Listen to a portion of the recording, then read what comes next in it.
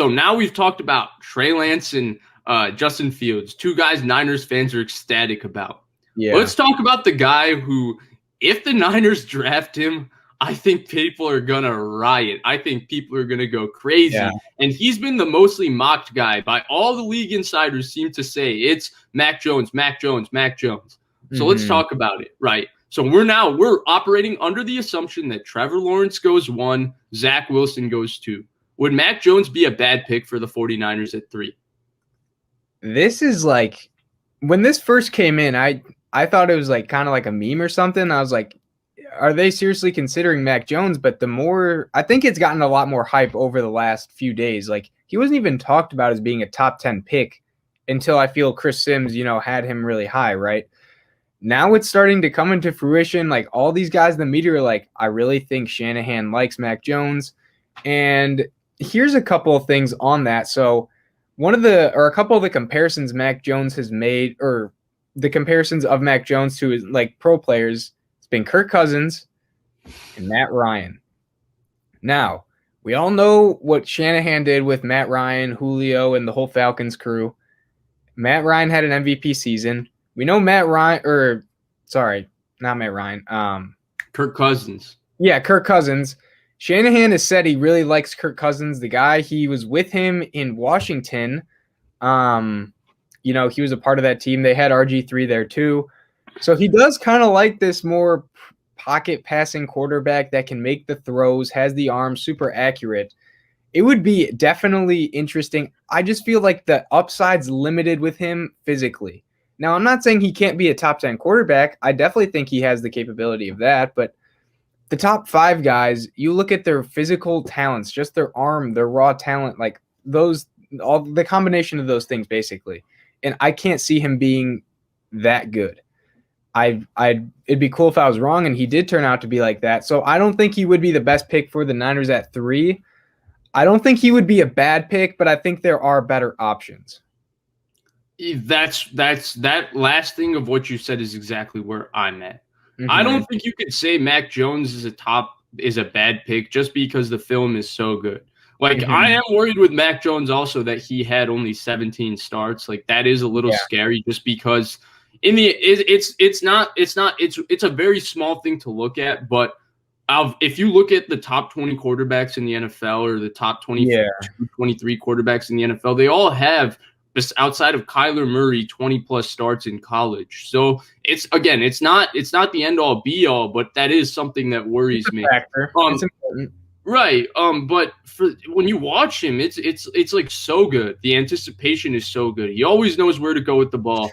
He's really good regardless of what the defense does. He's so accurate. Like, everything with Mac Jones in terms of Mac Jones's game, like in terms of what he's done, if you traits aside, it's really, really good. And so for me, like, I can't say it's a bad pick because in this offense, I feel like Mac Jones could be bust proof. Yeah. But my thing is, like, man, it's hard to take Mac Jones when Justin Fields is there. And so, like, I don't think Mac Jones is a bad pick. And I've seen some terrible reasons as to why Mac Jones would be a bad pick. One of them is, we already have Jimmy G, so we don't need somebody like Jimmy G first. I think Mac Jones is already better than Jimmy G. I think he has a better process than Jimmy G. I think he has a better arm than Jimmy G, and I think he's more accurate than Jimmy G. I think all those 3 things are true. And 2, the thing with Mac Jones, the thing with Jimmy G is that the 49ers aren't getting rid of Jimmy G because, crap, like, we hate Jimmy G's play style. They're getting rid of him because, 1, he makes too many